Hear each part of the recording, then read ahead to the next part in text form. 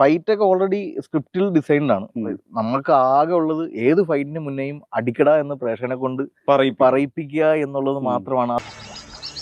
ഒരടിക്ക് കോളുണ്ടെന്നല്ലേ കേളപ്പെട്ട അശരീരി കേട്ടത്. എന്നാ നമുക്ക് തുടങ്ങാം. ഇവിടെ വെച്ച് തന്നെ വേണോ? വേണ്ട. ഈ പൊടിക്കുട്ടികളുടെയും പെണ്ണുങ്ങളുടെയും മുന്നിലിട്ട് നിന്നെ തല്ലുന്നൊരു രസമില്ല. തേടിയ വള്ളി കാലെ ചുറ്റുന്ന കേട്ടിട്ടില്ല സാറേ. കുറെ നാളായി ഞാനിവനെ കൈ കിട്ടാൻ വേണ്ടി കാത്തിരിക്കുകയായിരുന്നു. നിന്റെ സമയം അടുത്തല്ലടാ കഴിവേറി. നീ ഞങ്ങളുടെ വാരിക്കുഴിയിൽ വീണ ഒറ്റയാണല്ലടാ.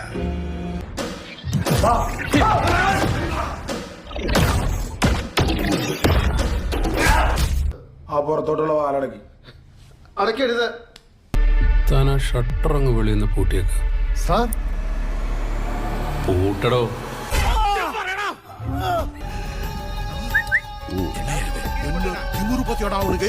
നമ്മളെ പറ്റി അവനക്ക് തെരിയില്ല. അതാ ഇപ്പി വാളാക്കണം.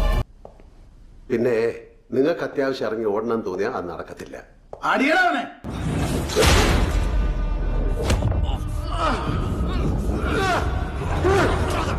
ടാക്സി ഡ്രൈവർ എന്നൊക്കെ പറഞ്ഞാലും ബേസിക്കലി ഈസ് എ ഫൈറ്റർ.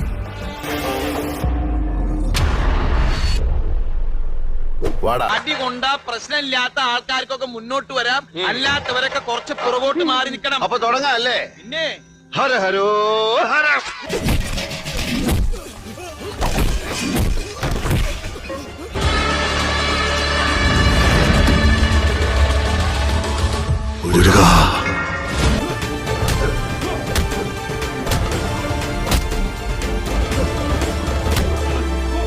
വെറുതെ ഒരു ഫൈറ്റിനേക്കാൾ ഉപരിയായിട്ട് ആ നായകൻ അടിക്കണമെങ്കിൽ അവിടെ ഇരിക്കുന്ന തിയേറ്ററിലുള്ള ആളുകളുടെയൊക്കെ കൈ പെരുത്ത് നിൽക്കുന്ന സമയത്ത് അടി പൊട്ടാവുള്ളൂ.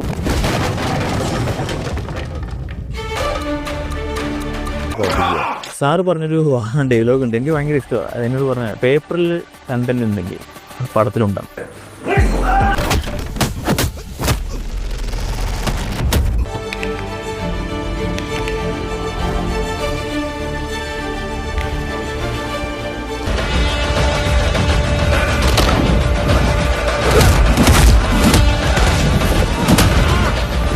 പറയുമ്പോൾ സെൻസിബിളി നമ്മൾ ഓ അടിക്ക് റീസൺ ഇருக்கு സാർ, അടിക്ക് റീസൺ ഇருக்கு, പറവായില്ല, ഇനി എന്നാ പണിയാലും ഓക്കെ എന്ന് പറയാം. സാഗർ എന്ന മിത്രത്തെ നിനക്കറിയൂ, ജാക്കി എന്ന ശത്രുവിനെ നിനക്കറിയില്ല. എല്ലാവരും കോരിച്ചരിച്ചുകൊണ്ട് പറയുന്ന ഒരു കാര്യമുണ്ട് അതിൽ, ആ ജമ്പ് ചെയ്യുന്ന കാര്യങ്ങളെ കുറിച്ചും. അത്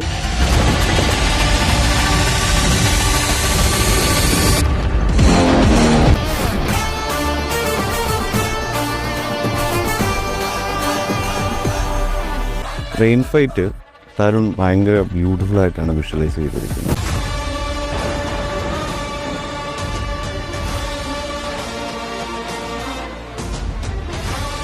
ഞങ്ങളുടെ ഫോർമുല ഇത്രയേ ഉള്ളൂ. ഈ പറയുന്ന ഏത് ഫൈറ്റ് അടിച്ചാലും തൊട്ട് മുമ്പുള്ള ഇമോഷൻ ആളുകൾക്ക് കണക്ട് ആവുന്നതായിരിക്കണം. അത് അടിയടാവനെന്ന് പറയുന്ന സമയത്ത് വേണം അടികൾ സംഭവിക്കാൻ. നിന്റെ ഒക്കെ കൂട്ടത്തോട് പറഞ്ഞേരെ ഒറ്റ വീണ്ടും കാട് കയറിയുന്നു.